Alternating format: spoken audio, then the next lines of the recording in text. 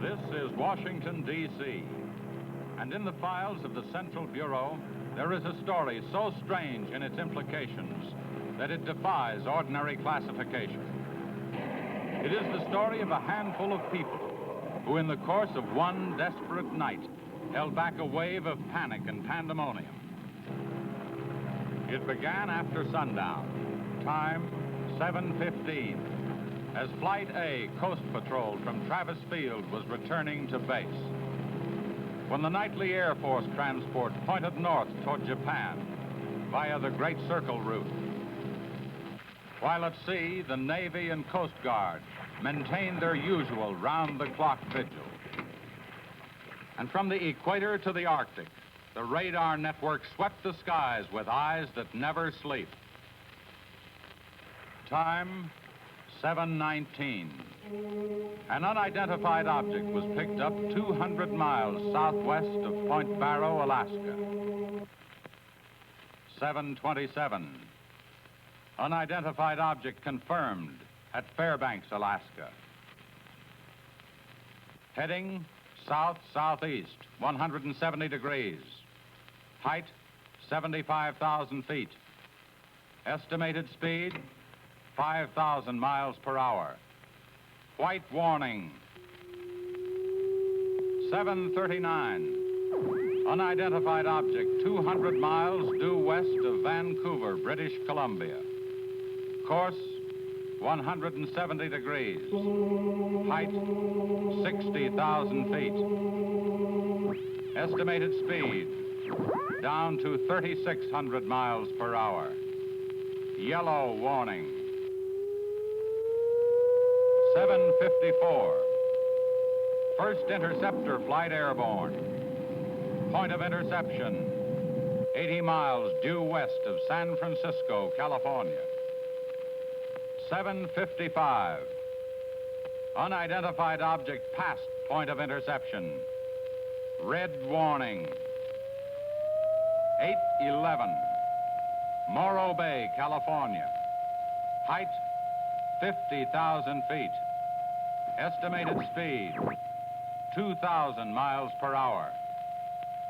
8:15. Santa Monica, California. Height, 10,000 feet. Speed, 1,200 miles per hour.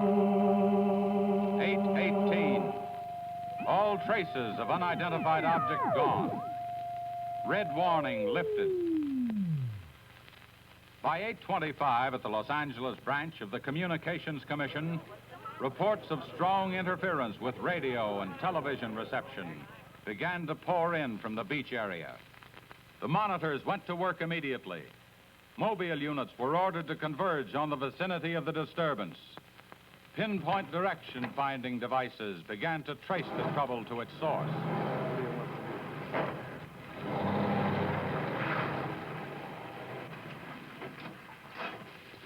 This is Mobile 1, Hazen speaking. We're at Ocean and Beacon Way, interference strength 2, bearing 27 degrees. Over. Mobile 1 from center, roger. Over. Mobile Center from Mobile 7, over. Go ahead, Mobile 7. This is Mobile 7. We're at Pacific Center and Beach 4. Interference strength 3, bearing 39 degrees, over. This is Mobile Center, roger. Stand by. Mobile 1 and Mobile 7. From Mobile Center, point of interception estimated 3 miles north of surf. Repeat, 3 miles north of surf. Acknowledge. This is Mobile 7, roger. Mobile 1, roger. Mobile 7, roger, we're going out. Okay, Charlie, let's get moving.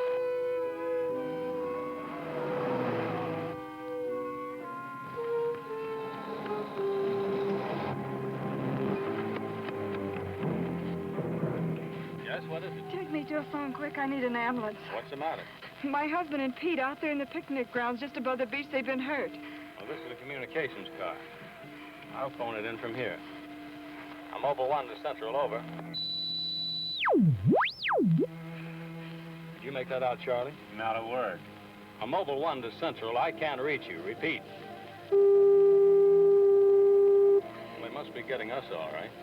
A Mobile 1 to Central. Have an ambulance sent to beach at Surf. Emergency. 2 men hurt. Acknowledge. Roger and out. I'm sure they'll be here soon now. Tell us what happened. Oh, this man, he just kept coming at us. It was awful. Who? I don't know. He was wearing a suit like a diver. Hurry, please. They're hurt. Charlie, you better wait here. I'll go down and take a look.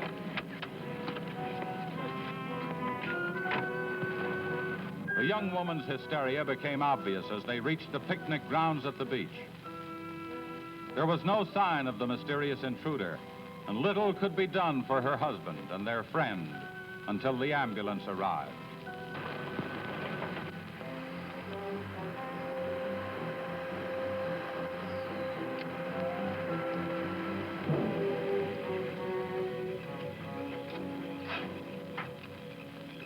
Hi, fellas. How are you doing? We're just taking another reading now. What happened down there? The police took the girl and one of the guys to the station. What about the other one? Well, he's on the way to the morgue. That was her husband. You're right on the button, Charlie. 44.7. Report back to Central if you find anything else. Charlie, grab that portable and check the beach, will you? Got it right here. I'll pick you up right here in about an hour. Where are you going? Police asked me to drop by the station and sign a report. I'll see you later. If you don't, you know where to look for the body.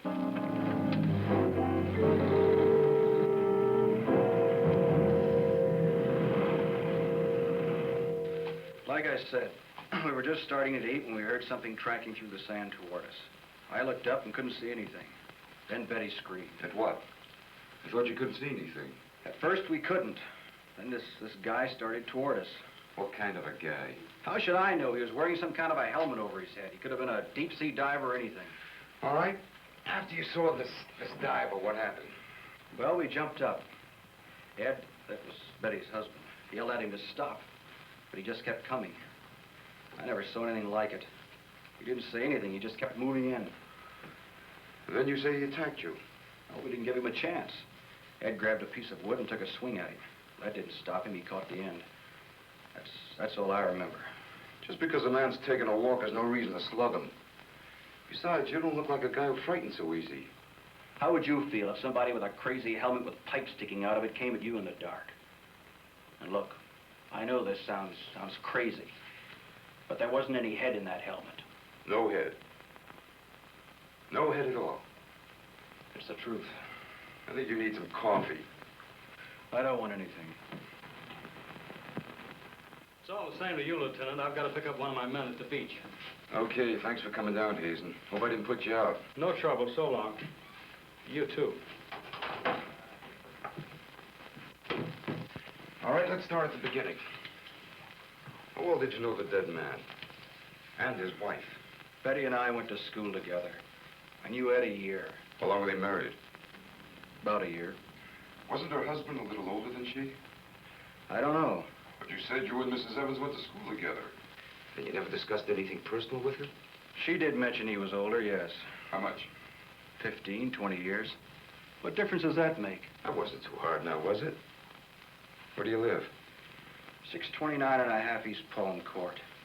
Why? That's where the Evans live, isn't it? Yeah, I board with them. You do, huh? Now, Mrs. Evans is a good-looking woman. What are you trying to say?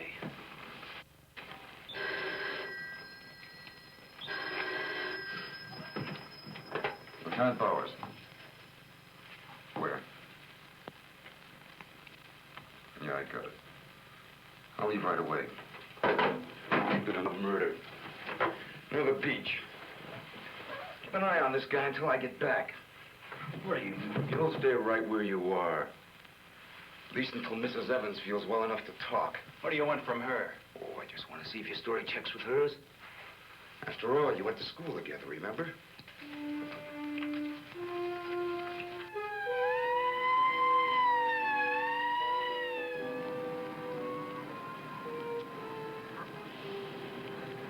You say there were no witnesses, huh? None yet. Anything missing? I don't think so. The cash register wasn't touched. Get a breakdown of the inventory as soon as you can. What about fingerprints? The boys are working on them now.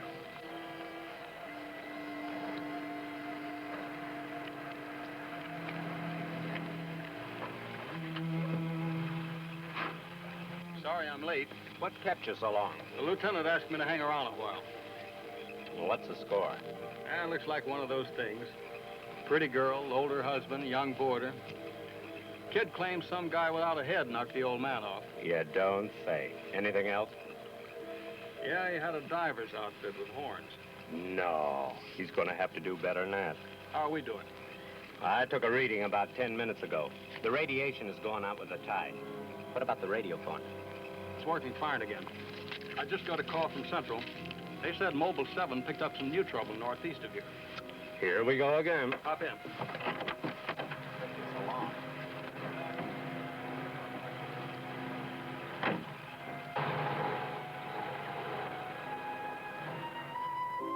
Who reported this murder? There he is there. He lives next door. His name's George Nelson. Hey, Mr. Nelson. Yes, sir. Come here, will you? I'm Lieutenant Bowers, homicide. You found this, buddy? That's right. He must have just locked up for the night when this happened. How do you know that? Well, he usually does around this time. What were you doing here? I was sitting home watching the fights on TV, and all of a sudden the thing started acting up. What has that got to do with it? Well, you don't know the set. You know, it wouldn't work at all when I came home to supper. Then all of a sudden it cleared up fine. So I thought, well, I'll get set to look at the fights again, and all of a sudden out it goes again. So I thought maybe the battery station down here was overcharging the circuit, and so I came down to take a look, that's all. Hey, don't you ever quit work? What's up this time? Another murder? What are you doing here, Hazen? Same as before. Still trying to track down that signal interference. Say, does that stuff work on TV, too? Well, it has been for hours. What'd I tell you? What's the matter? Seems to set one on the blink. Well, at least we know we're on the right track. How'd you make out with that boarder? He's still sticking to his story. The guy had no head. Well, I'll be seeing you. So long. Right. Come on, Charlie.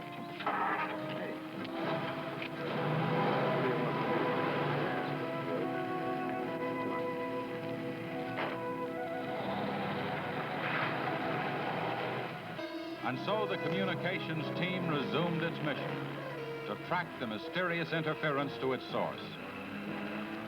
Via accurate readings taken at regular intervals by stationary and mobile units, it was determined that the disturbance was moving in a northeasterly direction. By 10:34, Mobile Center had pinpointed the disturbance at the edge of the Huntington oil fields.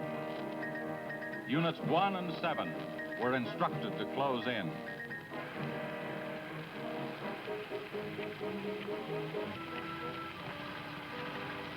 Hey, Charlie, do you see what I see?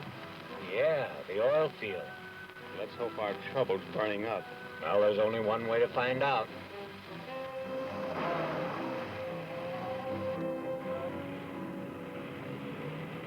Look, Sarge, 2 murders and an explosion in one precinct is big news.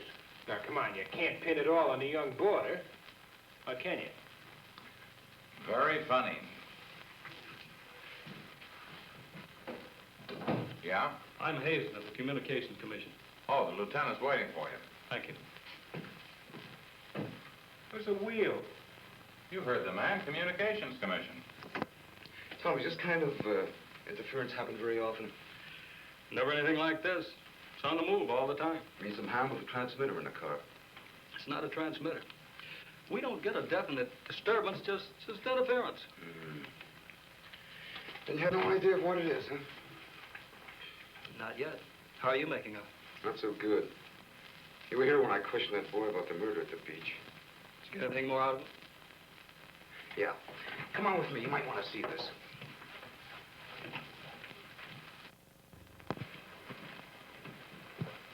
Ah, I see you're just about done. Thanks, you can go now.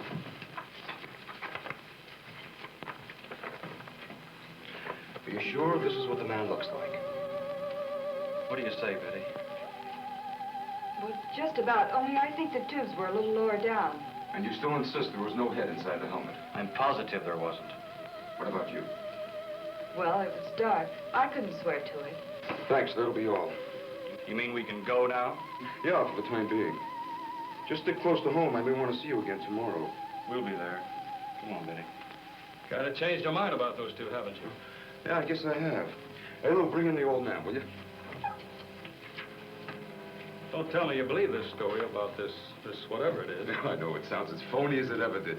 But, oh, sit down, will you please?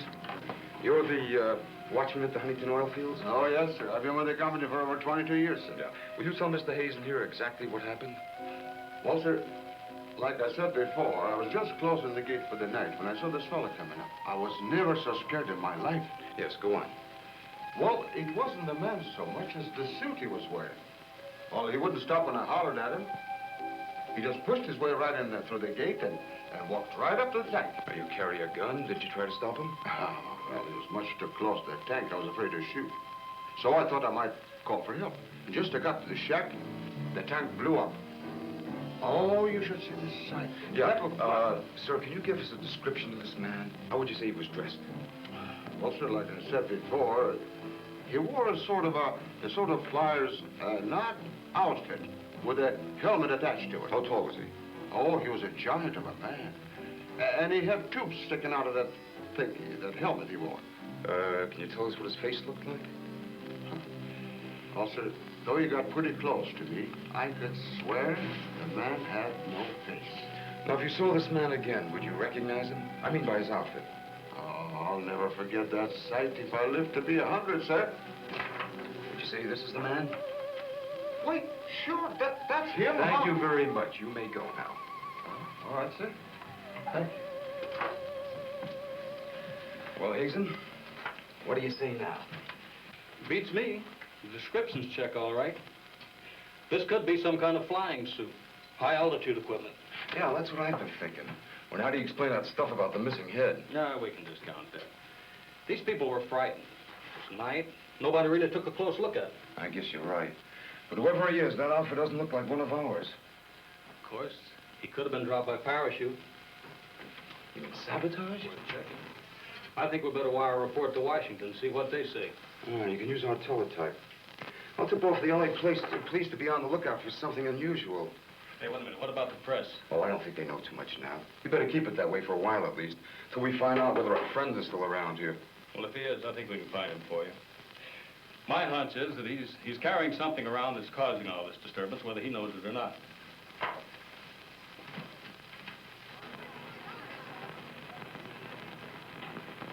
Yeah.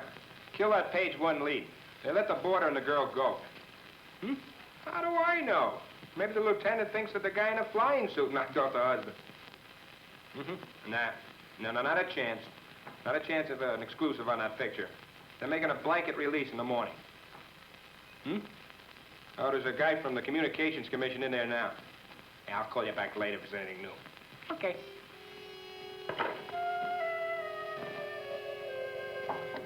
Come in. Sorry to interrupt you, Lieutenant. Yeah, what is it, Jim? There's a teletype cam for you. Oh, thanks, Jim. We're waiting for it. That was fast. Well, here's our answer. Looks like they never sleep in Washington. Says to contact a Major Andrews, care of Dr. Wyatt, director of the Griffith Institute. Hey, it's kind of late. Man, I'll give him a call. While you're at it, I'll go out the car and check in with Central. Okay.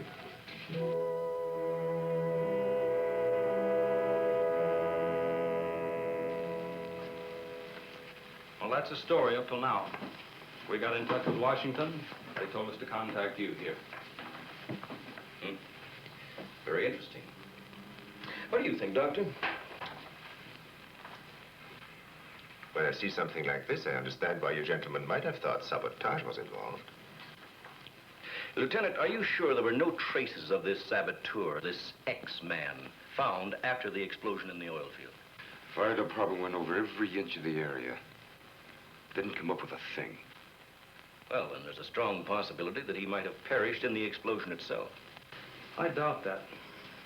We're pretty well convinced this man is carrying something that's responsible for all the signal interference. According to the last report I got, there was a definite disturbance about 3 miles east of the oil fields, sometime after the explosion. Well, then if he's alive, you should be able to keep an accurate check of his whereabouts. It's not that easy. As a matter of fact, we lost contact about 3/4 of an hour ago. Maybe he realized you were trailing him and got rid of whatever he had that was causing the disturbance. In that case, there's nothing much my department can do to help you. I guess it's up to us. Unless you have some suggestions. Well, let me think out loud for a minute. It might just be that what we've been talking about so far, and this phantom, as we'll call him, ties in with what the doctor and I have been discussing. That is very possible. I don't know whether you know it or not, but somewhere around 7:30 this evening, our radar networks picked up an unidentified object off Point Barrow, Alaska. They traced it clear down to Santa Monica before they lost it. Santa Monica. That's where we first picked up our radio interference. Yeah, right at the scene of the murder. Well, then, if all these things tally up, we've got some idea of how our man got here. You mean that he came in some plane? In that case, somebody would have seen it land and take off again. Or did it crash? No. No, we don't think it was a plane. No rocket or jet that has been built so far can attain the speeds of 5,000 miles an hour, particularly for such a great distance. And maybe we're on the wrong track altogether. Couldn't your unidentified object have been a meteor? They travel at a terrific speed. Yes, fast enough for most of them to burn themselves out the moment they hit the Earth's atmosphere. And did it occur to you that meteors are not very likely to travel horizontally, all the way from the North Pole to California? If it wasn't a meteor, or a flying missile of some type, how do you figure this phantom ties in? We're not sure that he does. I don't care what you say, but it doesn't make sense to me. Anybody trained in sabotage would stay undercover. This guy's walking around in a monkey suit, killing people. Excuse me, Dr. Wyatt. Is there a Lieutenant Bowers in here? Oh, yes. What is it, miss? There's a Mr. Wakeman from the Chronicle here to see you. Wakeman here? Now, what does he want? Well, there's only one way to find out. Before you go, Lieutenant, I don't believe you have met my assistant, Barbara Randall. Well, hello. Hello. It's Mrs. Randall, Lieutenant. I'll be right back. Barbara, you know the Major. Of course. And this is Mr. Hazen, the Communications Commission. How do you do? Well, I see you are working a little later tonight than usual. Yes, my husband's teaching a late class, and he won't be able to pick me up for a while. Besides, I had some work to do in the lab. Well, at least you'll have lots of company. All right. So I shouldn't have come up here. But I gotta get your angle on this Beach murder. And your whole department is shut up. Look, Wakeman, will you stop bothering me? There's nothing to say. If you got an exclusive story from that Evans Damon or Border, then you know as much as I do. Yeah, but that still doesn't explain anything about the guy without a head. Come on. Who is he? Your guess is as good as mine. You mean you let those two kids go without knowing that? I don't buy it. Well, I did. Well, then you must have an awful good reason. I bet you're trying to tie it in with that other murder. All right, Lieutenant. Don't tell me. I'll get my story somehow. Oh, if you want to know how things turn out, read the Chronicle in the morning. That's right. Now get in touch with Charlie in Mobile 1 and have him call for me here. Okay, honey. Well, did you come up with anything? No, we're just briefing Barbara here. It's just amazing the way you've been able to put these things together. Don't kid yourself, Mrs. Randall. It seems the press knows as much about it as we do. Well, let's hope they don't come to the same conclusions. A few lurid headlines, and every fool in the country will be seeing phantoms in spacesuits and men from Mars all over the place. Yes, I can imagine. And mass hysteria is difficult to check once it gets started. That's why we've got to move fast. Well, from the looks of things, I guess it's up to me. I'll be in touch with you as soon as I hear anything. See you. By 12:30 a.m., the dragnet was in operation. Mobile units patrolled the streets and countryside. They covered an area 35 miles square. Special and sensitive equipment was prepared for action. Everyone on the job was ready to move on the first signal from the Communications Commission. Monitor Corona to Mobile Center, strength 4, Brickyard at 160th, moving toward oil fields. Contact your units. Over and out. Units 1 and 7 from Mobile Center. Units 1 and 7 from Mobile Center. Strength 4, interference at 160th in the oil field. Moving due east. Close in.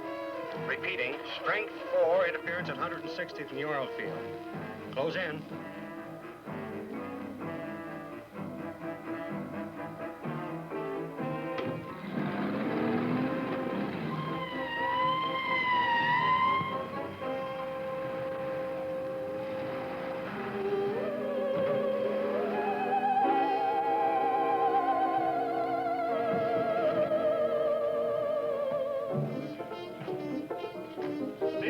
Joe? Just got here, trying to set this up. What gives, Hazen? It's in this area, all right. I brought the Geiger counter. Thank you, Doctor. Why don't walk over those oil fields? Well, it doesn't register as far as the oil field. I think we'll do better if we split up, man. Right, Lieutenant. You two go that way. Lieutenant, out here. Joe, you follow him. Come on, Doctor. And you? Oh, forget it.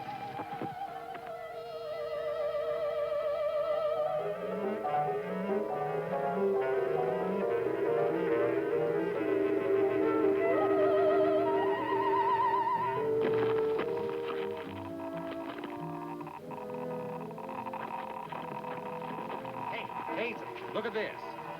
Yeah, points this way. Hey, Joe. Joe.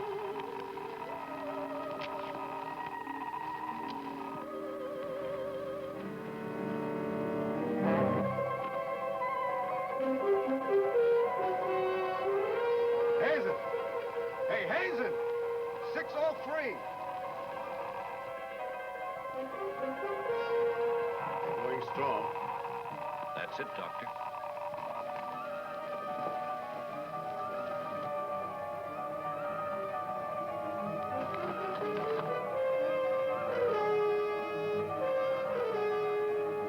It's leading this way. Come on.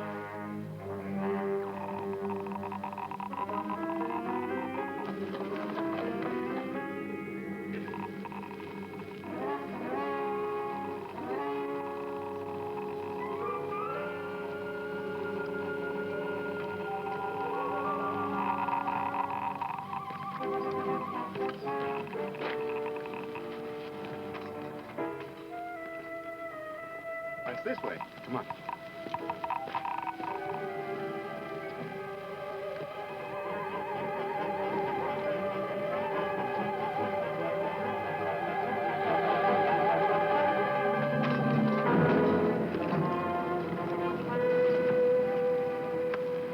Come on.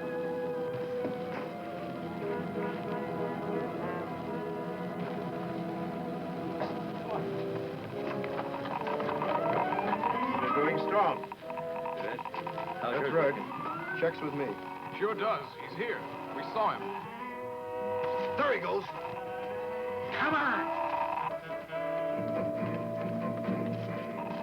Fred. Gotta be around here somewhere. Yeah, we gotta get on the roof. Fitz, go get a ladder. Look out! Let's cut him off! Come on. Around here.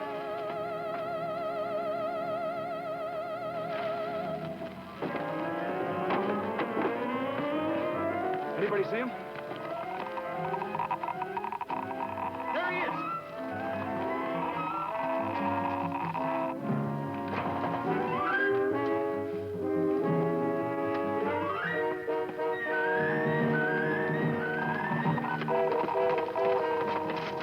Got him now. We'll give you 10 seconds to come out of there, starting now. 1, 2, 3, 4, 5, 6, 7, 8, 9, 10. We're going in. Up to you guys cover the door. Come on.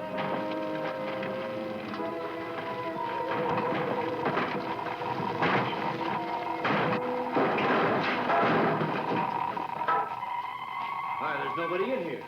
Possible. We saw him come in. Maybe he went out of the window. We won't get very far. Don't touch anything till we check for fingerprints. Oh, Doctor, over here. He left his suit and his helmet. Hey, let's spread that thing out so I can get a good shot of it. Keep away, you fool. What's the matter? For your information, that's a Geiger counter, and it says hands off. I think you'd better wait outside. I just have a job to do. So do we. And I'm afraid ours will have to come first. There's no radiation from the helmet. But look at this. So that's what's been causing all the trouble. Charlie, you know where we can pick up a lead-lined box in a hurry? Well, Mobile 7 should have one. They're right outside. I'll take a look. Hurry it up, will you? Unbelievable. Now, we all thought that this phantom might be carrying some device which was causing all the signal interference. But you'll learn that it's due to the very clothes on his body. That's not the only thing that bothers me. Did any of you get a good look at his face? Not me. He's too far away. Well, I did. Unless I'm mistaken, that helmet was empty. Say, where am I going to put this stuff? Oh, put it in Dr. Wyatt's station. Yeah, we take it back to the Institute. Right. Find out anything? No, that's all right. You can handle that.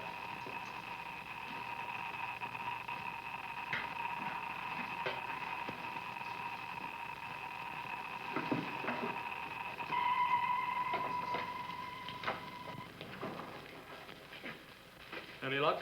Not a sign of him. The boys are still searching the grounds. For what? Nobody knows what he looks like without that outfit. I'll bet on that, Major. The reporter got a flash picture of him, and I just happened to borrow that film. It's on its way to headquarters right now to be developed. Good. Send us a print as soon as you can. Sure. Lieutenant, are you sure you don't want to come with us? We want to make a few tests at the lab. I'd like to, Doctor. Would you know the situation? I gotta get that guy. Let me know how you make out, will you? Yeah, we'll do that, sure.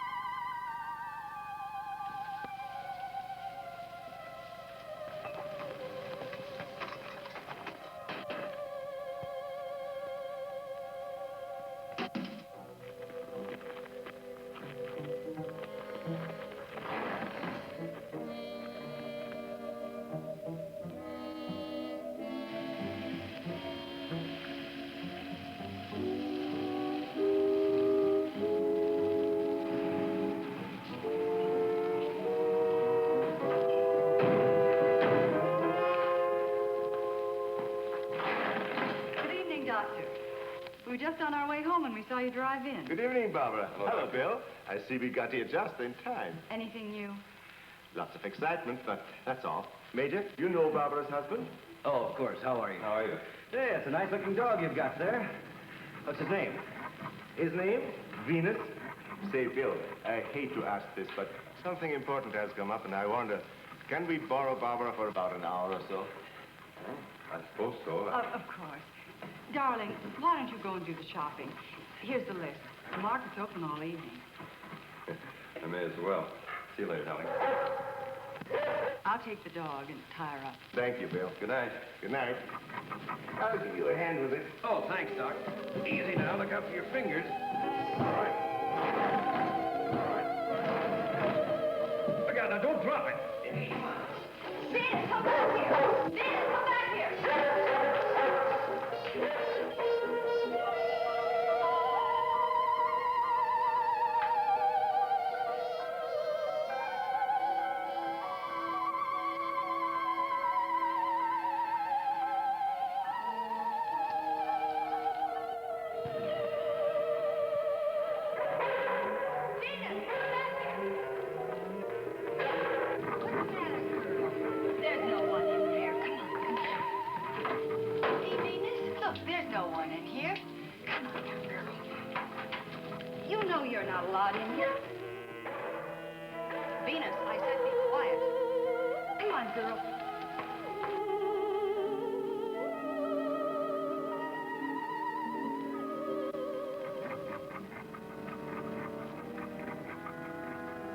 Now, you stay right here, Venus, and I don't want to hear one sound of it.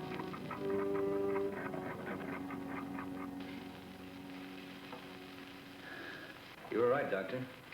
There are no fingerprints anywhere. What's all this? Hey, don't touch anything.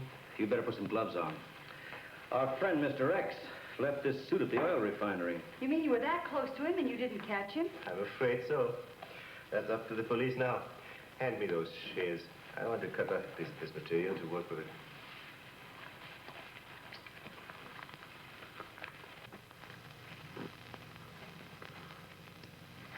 Say, you better have those sharpened. But I just bought them. Well, Here, try this knife.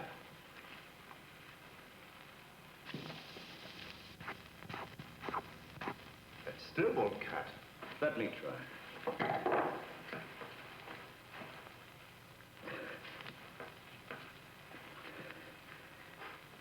This stuff is tougher than nylon. Why don't I try it over a Bunsen burner?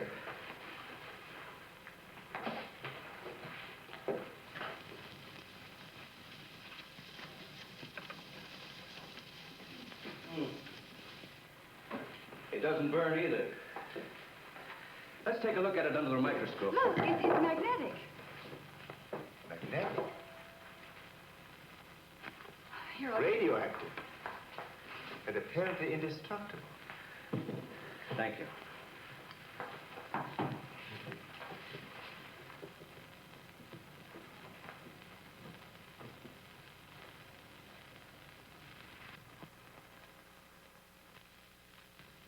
What's the matter? You tell me. Take a look at that weed.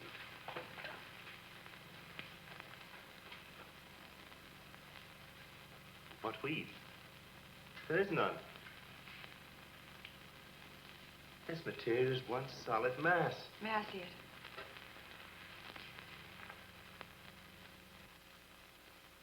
Why, you're right. It must be some sort of plastic. No. I'd say it's a metallic substance of some kind.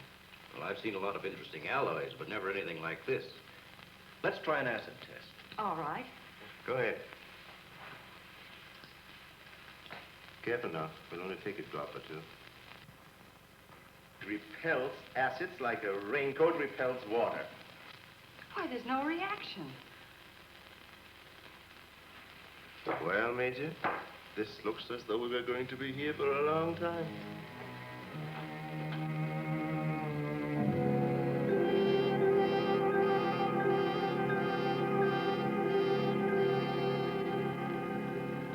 Now we have it. The helmet is not radioactive. The suit is. There is no doubt. This spacesuit is conditioned to function above 63,000 feet, where human blood would boil, resulting in the body expanding to twice its size. And death, of course. I know. And it must withstand pressure and counterpressure. Also, it must be so supercharged it can function in thin atmosphere. Now, let's see what it is that is left in his breathing apparatus. Well, how are you doing? The gas from the helmet tank breaks down to 11% methane. Ordinary marsh gas? What's the rest of the formula? No, that's where I'm stuck. I can't figure it out. It just doesn't respond to any of the usual tests. Well, how could anyone exist on that combination of gases? You and I couldn't.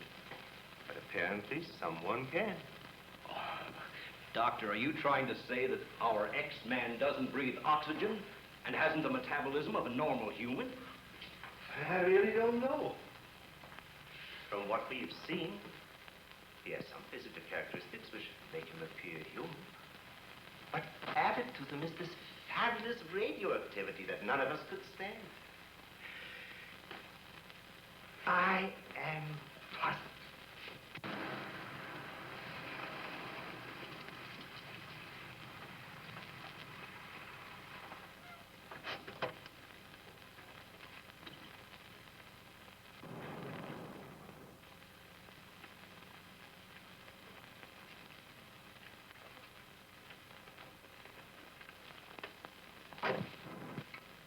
I think the answer lies right here in this helmet. Obviously, he needs it to survive. Otherwise, he wouldn't have risked wearing it where he was sure to be recognized. As it is, he only took it off when he was cornered. But if what you say is true, how can he exist without it now? Let me put it this way. It's like a patient in an iron lung. Sometimes one can be removed for hours at a time without any ill effects. Exactly. And I think the same principle applies here. And that means sooner or later, he has to get his breathing apparatus back or die. I don't understand. Well, I've got an idea. If we were to return this whole outfit to where he left it, he might be tempted to come back to it. Dr. Wyatt speaking? Yes, he's here. No, thank you. Hello, Major. Still at it, huh? Mm-hmm. No, we haven't got a thing, no. The picture? Yeah, hold on. He says the picture the reporter took of our men didn't come out. I was afraid of something like that. The radioactivity must have burned the emulsion. Hello. No. No, we didn't find any fingerprints at all in his clothes. Did you find any? Oh, too bad. Hello? Will you wait there, please? We don't know what to make of this either. Have you heard from the communication boys yet? Well, let's hope they turn up with something. Major, excuse me. Hold on a second. Yes? It's Mr. Wakeman of the Chronicle. He insists upon seeing you. He does? Where is he? I told him to wait in the lobby. Good. Hello? And it's our friend from the press is here.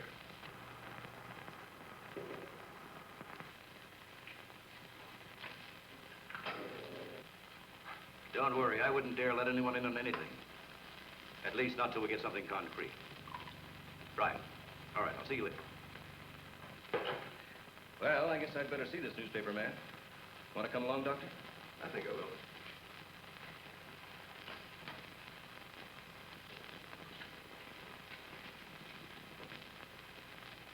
Oh, hello. Remember me? Certainly, yes.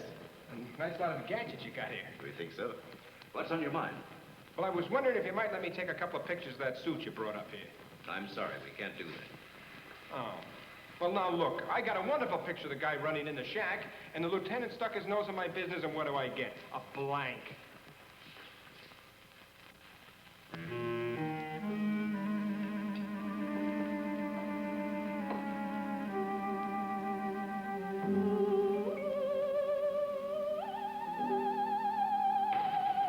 Is that you, Doctor?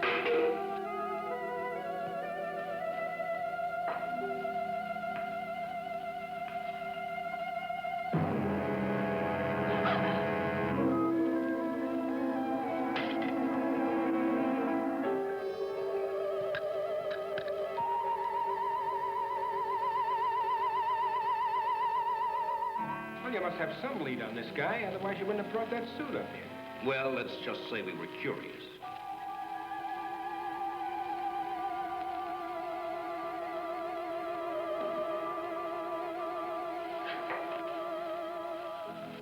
Hello, Bill. I back so soon? Isn't Barbara through? I don't know. If she's still in the lab, why don't you go up and see? Thanks, I will.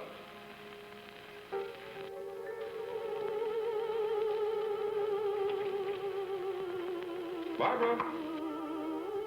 Barbara, are you in there? Bill, listen to me. I'm not alone.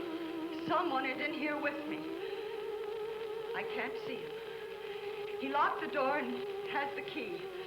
I'll break the door down. No, Bill, don't, please. You better get help. You mean I've come all the way up here for nothing? I'm afraid so. Good night. Yes. Good night, Mr. Wakeman. Good night.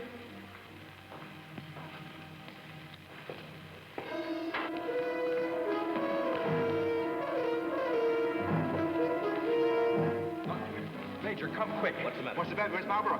In the lab. The door's locked and there's someone in there with her.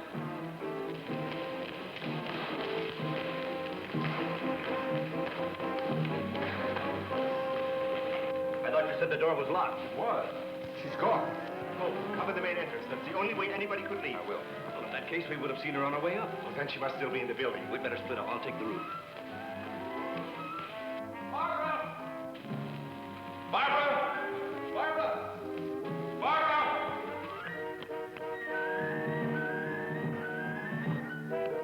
Barbara! Barbara! Where are you?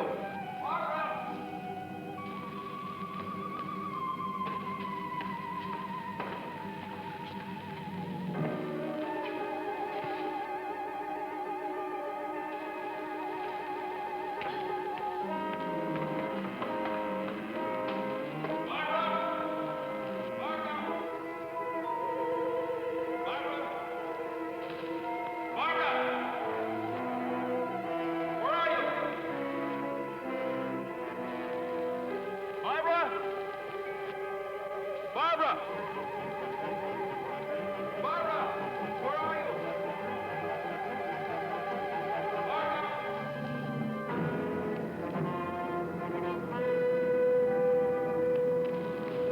Any sign of her?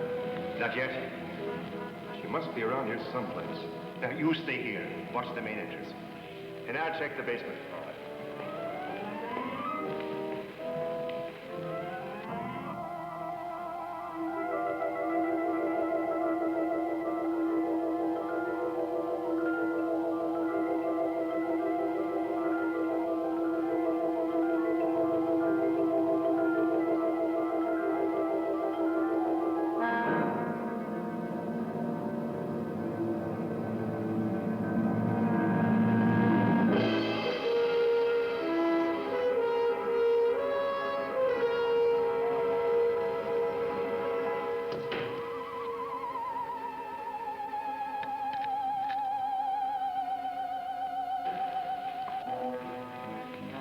not up there.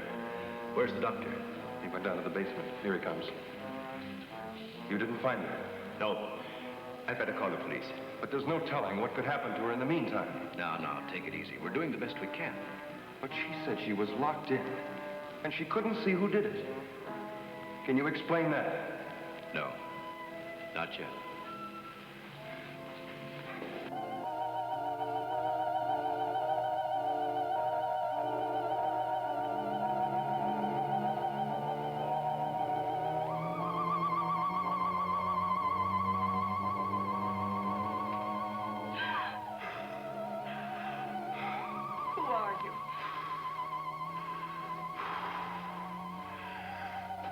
Don't come near me. I'm warning you, don't come near me.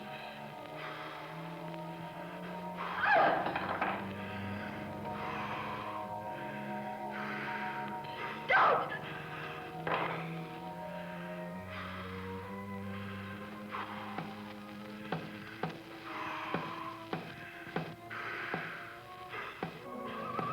A code.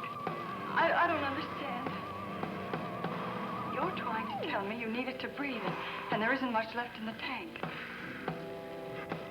1, 1, 2, 1, 1, 2, 3.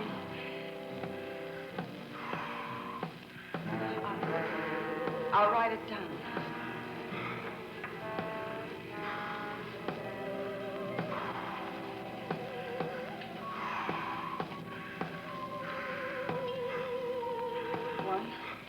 One, two, 1, 2, 3.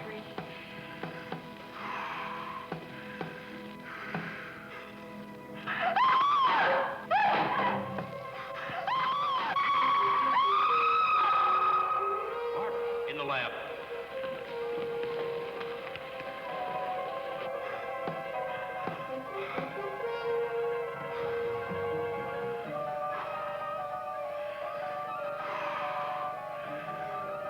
No, please, don't. She's in there. Barbara! I can see his hand from the ultraviolet lens. I'm sure it's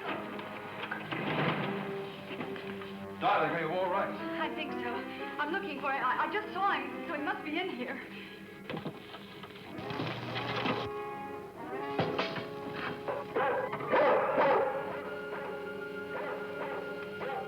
Steady feet to the ground. He will be killed. I'd better go.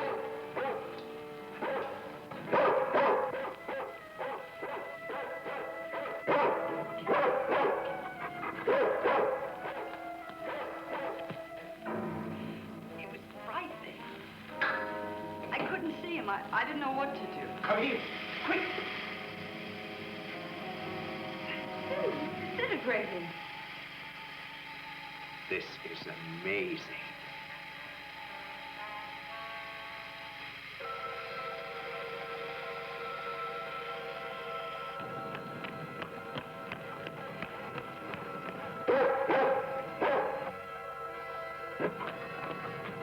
Now, quiet down, Venus, quiet down. Down.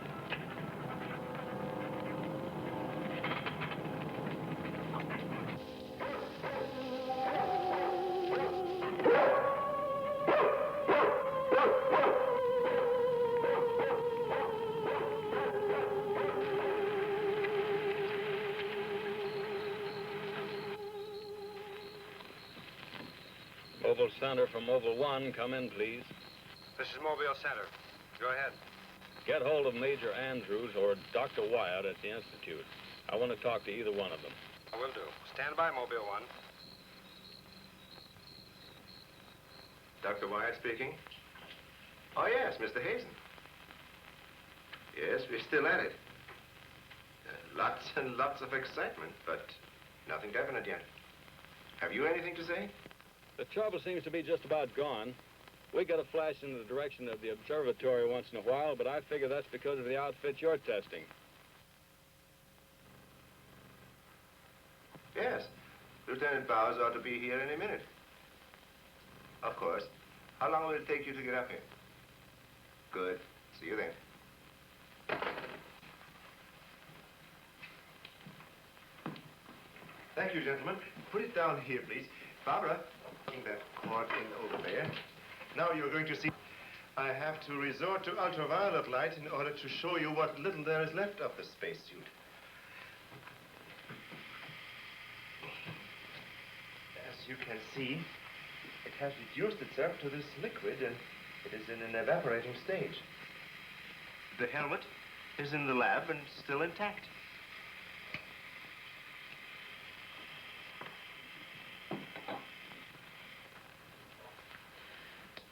This is amazing. All the radiation in this suit would, well, it'd be fatal to a normal human being wearing it. Of course. And furthermore, our respiratory system could never simulate gases such as we have found in that breathing device. Well, then we have to assume our so-called X-Man carried his own atmosphere with him. Excuse me. But as a matter of curiosity, why do we refer to this thing as a him? I thought it was invisible. Under normal conditions, yes. Yet, Mrs. Randall did see the imprint of a large foot and a masculine hand under ultraviolet light. How do you explain that? I don't know, but the human body is composed of various elements with a carbon base. Like coal? Yes. Now, suppose we maintain the same chemical composition in the body of the X-Man, but substitute silica for carbon. Silica, that's glass. Exactly. Now, it is possible that the body with such a base, if it were subjected to an atmosphere foreign to its origin, might appear invisible to our eyes. Are you trying to say, Doctor, that we're not dealing with a human being? I didn't say that. On the contrary, all the evidence points in the opposite direction. Toward a superhuman with an intelligence far superior to our own. How can you tell? First of all, Mrs. Randall saw that he has a hand with digits like our own fingers and a thumb opposing. That alone is a sign of intelligence. And he comes from a civilization that has developed adequate space transportation to enable him to travel to Earth. We have nothing yet that can reach even another planet in our own solar system. That could account for the unidentified objects picked up by radar a few hours ago. My theory is that the spaceship, or whatever it was that he came in, operated on the principle of magnetic rather than atomic propulsion, and that somewhere in the outer limits met with a condition where the Earth's gravity pulled it down and it fell into the ocean, and that he managed to save his life and reach shore. You really can pick up any type of communications interference, no matter how weak the signal may be. Sure thing. We were on his trail from the minute he left the beach. I never knew you carried such sensitive instruments in your car.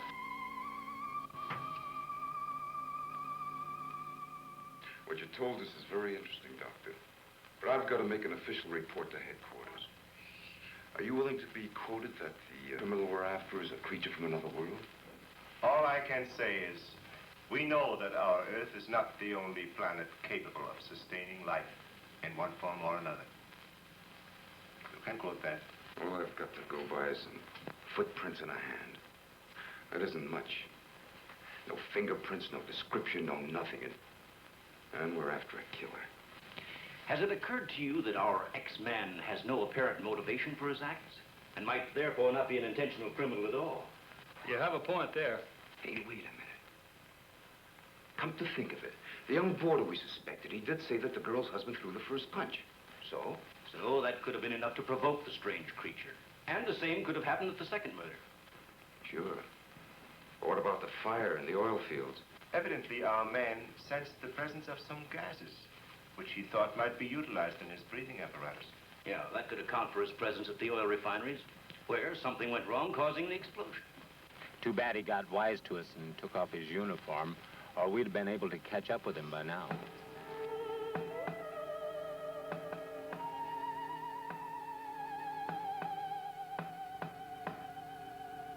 No, he didn't utter a word. But I'm convinced he was trying to convey a message to me. He kept tapping out a code. I wrote it down. Let me see that, please. Doesn't make sense. Well, it may be based on some mathematical system we know nothing about. But he was trying to tell us something. Why did he run away?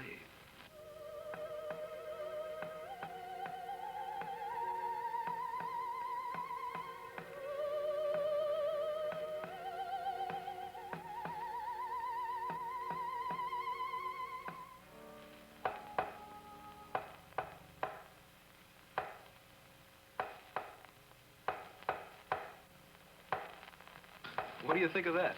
Hell, Hazen must be crazy sending out stuff like that. I guess so.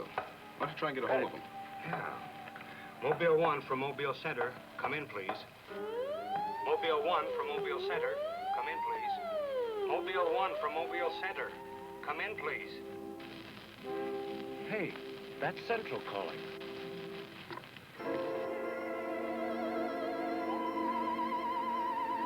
You better stay here by the car. I'll go tell Hazen. Yes, Colonel Powell. Of course, I'll mail you a complete report first thing in the morning. Yes, sir, thank you. Oh, and I'm awfully sorry to disturb you so late at night. Right, good night, sir. He's around here, this invisible guy. He was in the car. How do you know? I was talking to Randall outside when I heard Central calling. Before I could get over to answer, I saw the door open and shut by itself. He's desperate. For all we know, he could be trying to send a distress signal to his home base, wherever that is. Well, let's hope he doesn't get through. We've got enough problems with just one of those guys. Well, at least we know he's around in the vicinity, and it's obvious what keeps him around. Of course. He's got to come back for what little gas there is left in his helmet. And when he does... Oh, please, the most important thing is to take him alive. If we can only make each other understand, there's no telling how much science can profit. I'll go along with that, Doctor. But I've got to make sure that once he's cornered, I'll be able to hang on to him. I think we're all agreed on that. All right, good. Then we must see it from his angle. He's in an alien world. No doubt we are as frightening to him as he is to us. Now, the most important thing, then, is to keep calm at all costs and do nothing to provoke him. Immediately, a simple plan to trap the Phantom went into operation. All obstacles to his entry were removed. To erase any possible suspicion, the doors were left unguarded, and inconspicuous electric eye equipment was set up. All this was connected to a makeshift control board, which would immediately signal the exact location of the trespasser. Now, there was nothing to do but wait. The one road leading to the Institute was blocked off to make certain no outsider would upset the plans or interfere in any way. What's the big idea? Sorry, nobody's allowed through here. Who says so? Lieutenant Bauer's orders. Oh, is he up there? He might be. Well, you get word to him that Joe Wakeman of the Chronicle is here. Sorry, Bud, I can't leave. Oh, what about them over there? Hey, you over there. Me? Yeah. Aren't you the guy from the communications outfit? Didn't I see you down at the oil fields a couple hours ago? What of it? You got anything to do with this? Well, you'll have to ask Lieutenant Bowers about that. How can I if he won't see me? That's a good question.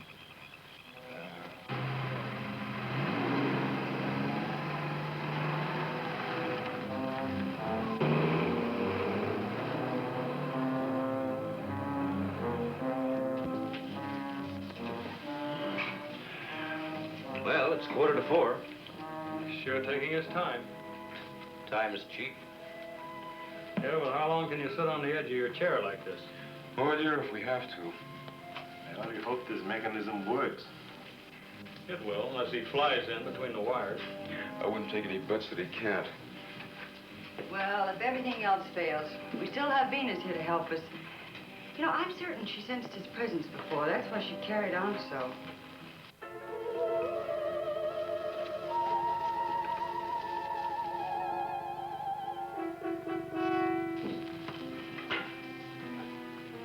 What's the matter, Lieutenant? Is this thing getting you?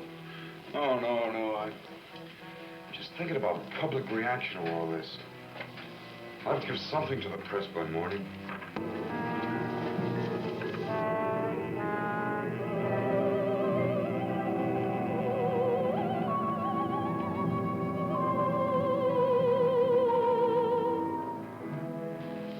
You know, ever since I was a kid, I wanted to be a pilot.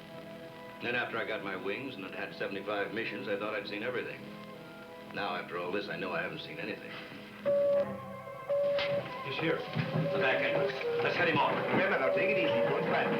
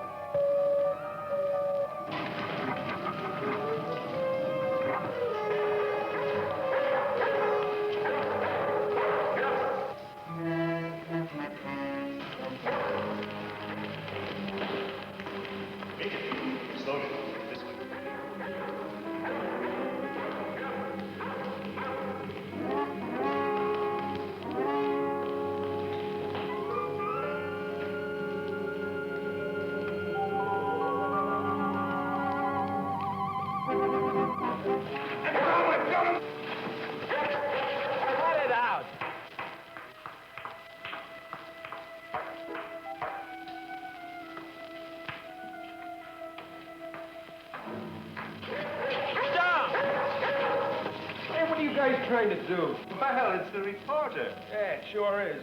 What's going on around here? You guys crazy?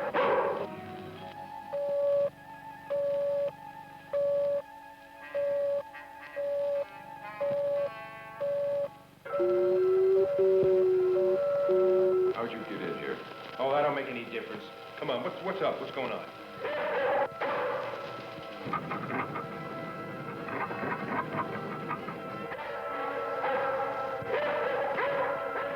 All right, Lieutenant, you better tell him. I'll reset the wires.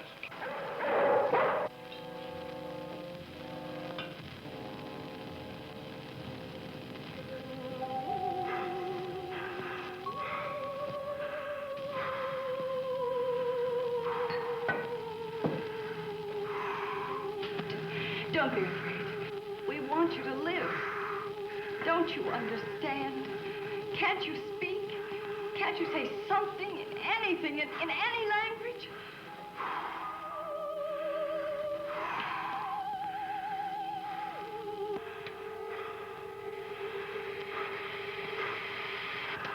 Listen, everybody.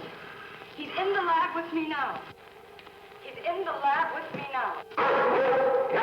Venus, be quiet. The door is unlocked. Hurry, he's having trouble breathing. I don't think he can last much longer. And please, don't let Venus get at him. And walk in quietly. Quiet, Venus.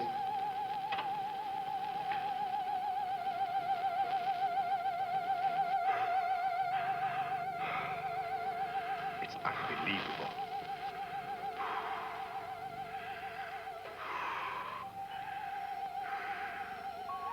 You see, there's nothing to be afraid of. Nobody wants to hurt you. I've tried to reason with him. I feel he understands, but he can't speak. Wait a minute, I'll try his code. I think I remember it right.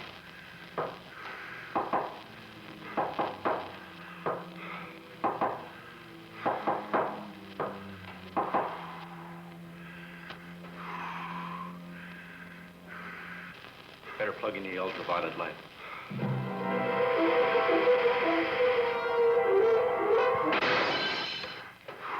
Oh, you scared him.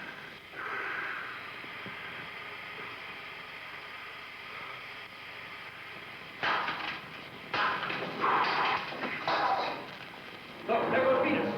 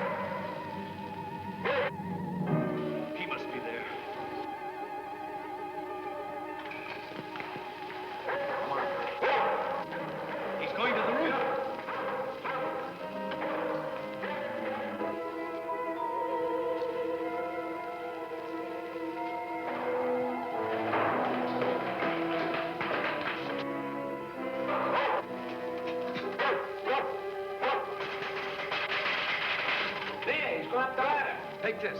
I'm going after you.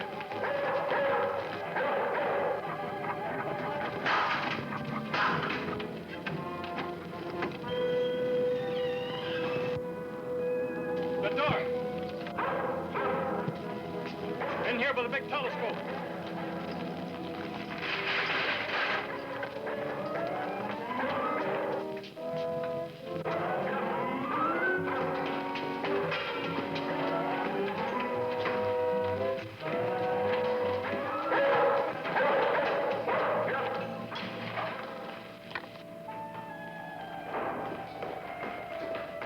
Close the dome. The switch is over there.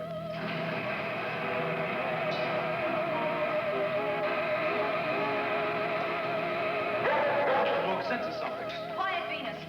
Well, if he's in here, he'll never get out now. Dome is closed. This is what I've been waiting for. Please, Lieutenant.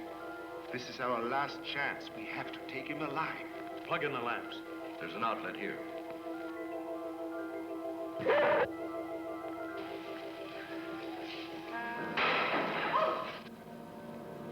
He must be up there.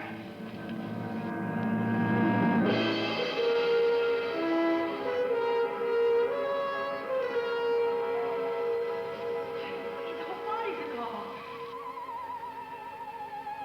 If I hadn't seen this with my own eyes. What do we do now?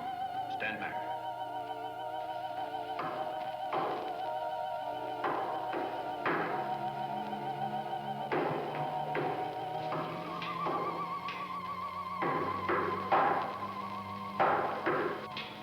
Amazing. This code again. Look. He's trying to speak, but no sound is coming out of his mouth. Look at Venus. She acts as though she hears him. Yes. Dog can hear sounds that we can. His voice must be beyond the range of the human ear. Maybe he's screaming. He's suffocating. The glow, it's almost gone.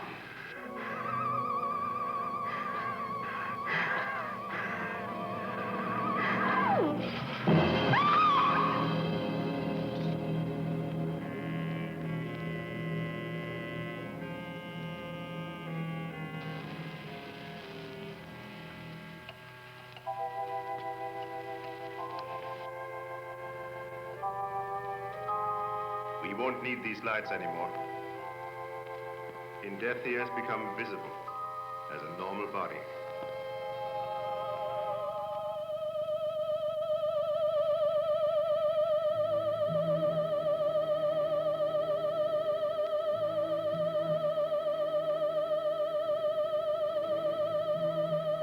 Look.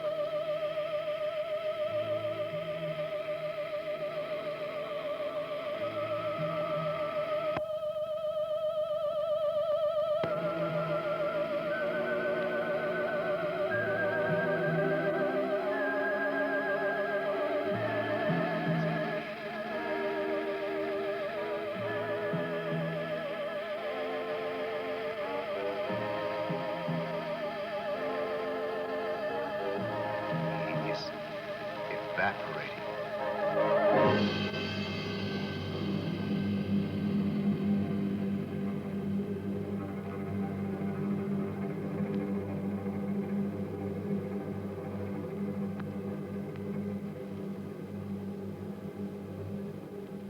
So he came here, wherever from, and right before our eyes, his body went through the final phases of life.